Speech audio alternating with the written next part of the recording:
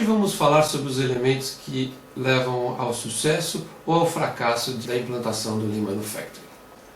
Numa pesquisa realizada pela Industrial Week Magazine em novembro de 2007, com aproximadamente 450 empresas americanas, foi feita a seguinte pergunta: quais metodologias estão sendo usadas por sua empresa para fomentar a melhoria em seus processos? 87%, ou seja, a maioria esmagadora dessas empresas, respondeu que vinha utilizando o Lean Manufacturing. Ainda nessa mesma pesquisa, foi feita a seguinte pergunta: como você avalia os resultados dos seus esforços? 74%, aproximadamente 3 em cada 4 empresas, disseram que não obtiveram nenhum progresso. E apenas 1 em cada 50, ou seja, 2%, disseram que atingiram plenamente os resultados esperados. Daí fazemos a seguinte pergunta: por que algumas empresas falham ao tentar implantar o Lean Manufacturing? Vamos iniciar aqui a nossa linha de raciocínio definindo alguns elementos. O primeiro deles é o que é um DNA.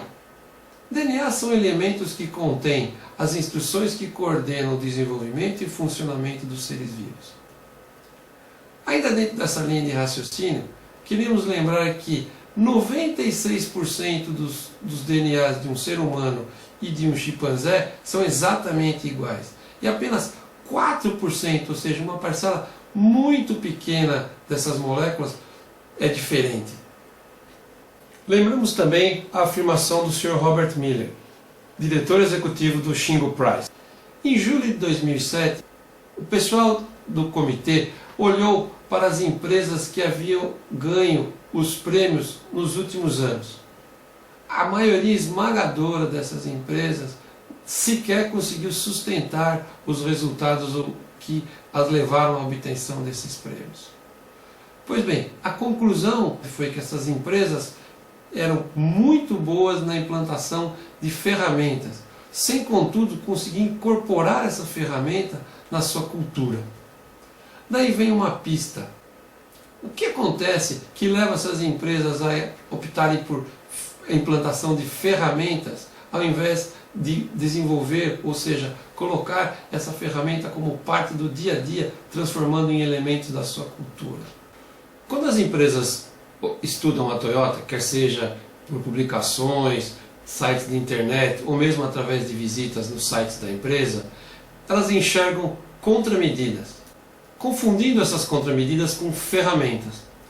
Daí vem o que chamamos de Toolbox Approach, ou seja, dar mais valor para a ferramenta do que para a cultura propriamente dita. Um exemplo desse comportamento é o que ocorre com a contramedida 5S. Infelizmente, o que temos visto é que várias empresas dão mais valor para o número de S's que estão aplicando do que a técnica propriamente dita.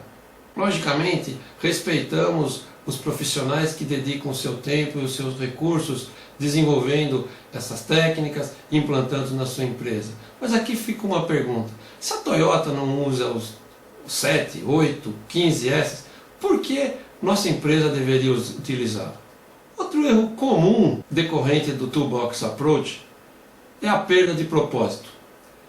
Inevitavelmente, ao apreciar as contramedidas, confundindo-as com ferramenta, vem o seguinte raciocínio: nossa empresa utiliza uma faca de madeira, a Toyota utiliza uma faca de aço.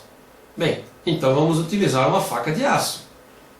Ocorre que, às vezes, utilizamos essa faca de aço com um propósito totalmente distorcido, ou seja, uma faca de aço para apertar um parafuso.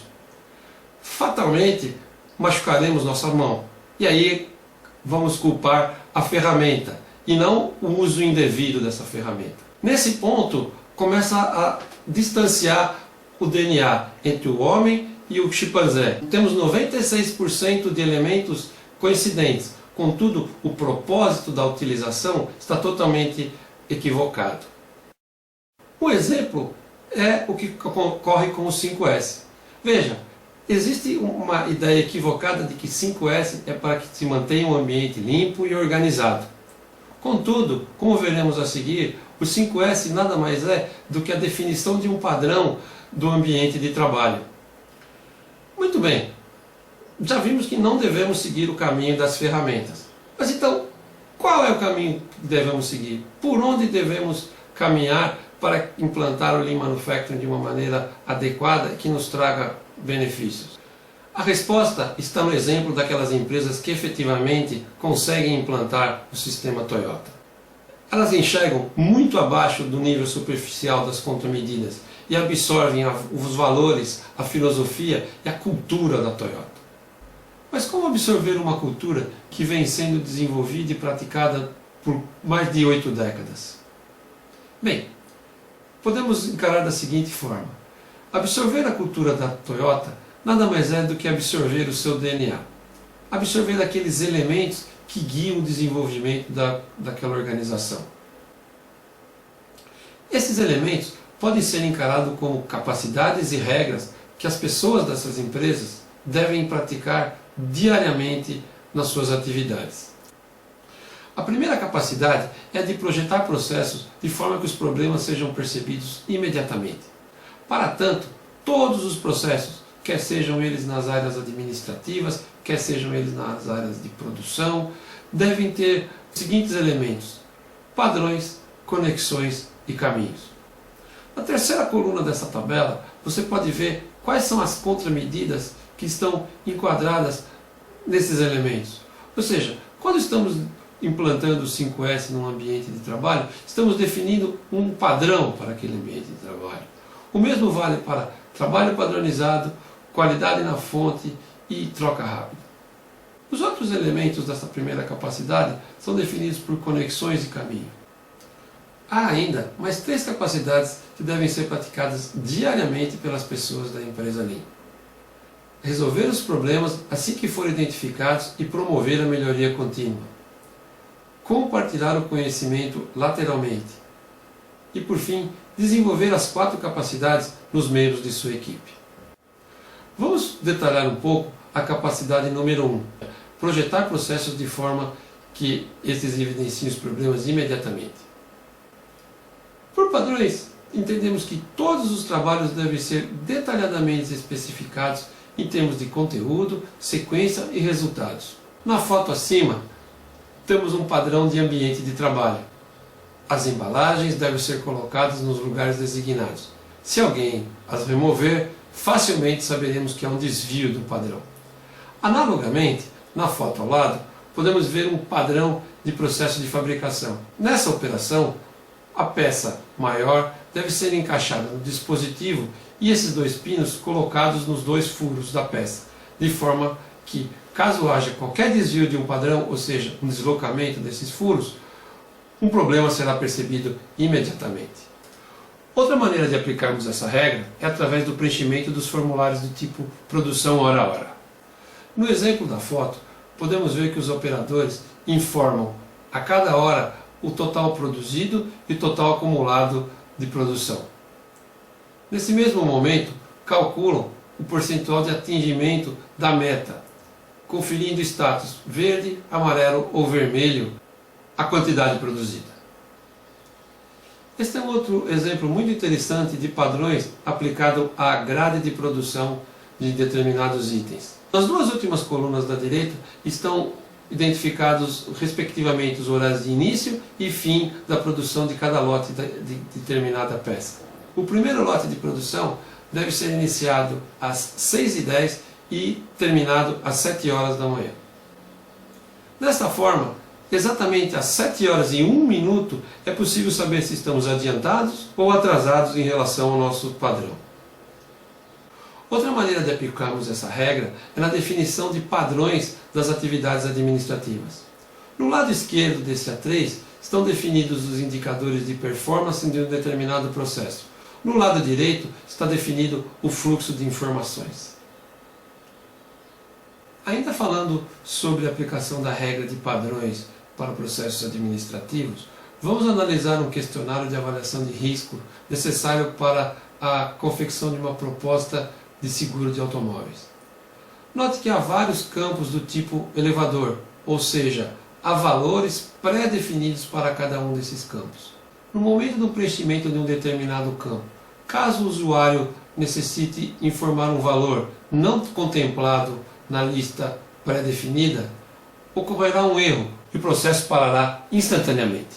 A segunda regra que iremos analisar diz respeito às conexões entre clientes e fornecedores, e diz que estas conexões devem ser simples e diretas, existindo um caminho inequívoco de sim ou não para enviar e receber solicitações e respostas. Vejamos agora um exemplo prático da aplicação dessa regra numa empresa de aviação. Os aeroportos e as companhias aéreas mais pontuais do mundo estão no Japão. E o correspondente Roberto Kovalik mostra como os japoneses atingiram essa eficiência. Um dia tranquilo no escritório da companhia aérea, até que o sistema de som faz o alerta. Os funcionários largam o trabalho. Pela pressa, dá para imaginar que houve um incêndio, um acidente. É outro tipo de emergência. Um avião pousa com 22 minutos de atraso. A missão dos engravatados do escritório é ajudar o pessoal da faxina a limpar o avião para o próximo voo. A companhia aérea calcula que esta mãozinha da turma do escritório ajuda o avião a recuperar 5 minutos do atraso. Parece pouco, mas dezenas de iniciativas como esta fazem uma grande diferença. O Japão tem os 2 aeroportos e as 2 companhias aéreas mais pontuais do mundo. Outro exemplo de aplicação da regra de conexões são os cartões Kanban. Nessa situação, o pessoal de abastecimento, fornecedores, responde às solicitações de peças enviadas pelo cliente. Outro exemplo dessa aplicação é a conexão de 2 processos através do sistema PEPS, primeiro que entra, primeiro que sai. Falaremos agora sobre o terceiro elemento da primeira capacidade, caminhos. Essa regra diz que todos os fluxos de produtos, serviços e informações devem ser simples, diretos e especificados. Veja um exemplo interessante da aplicação dessa regra. Nesta lavanderia industrial, a falta de definição de um fluxo de produtos levava à seguinte situação. Note que um produto poderia ser processado em diversos postos de trabalho. Ao aplicar a regra de caminhos, cada tipo de produto passou a ter uma rota única. Agora, se houver a necessidade de desviar a produção para postos de trabalho não especificados pela respectiva rota, os colaboradores constatarão que sua exigência e ou capacidade reais não atendem às suas expectativas, identificando assim um problema. Muito bem, queremos deixá-los agora com a frase do Sr. Fujio Sho, ex-presidente mundial da Toyota.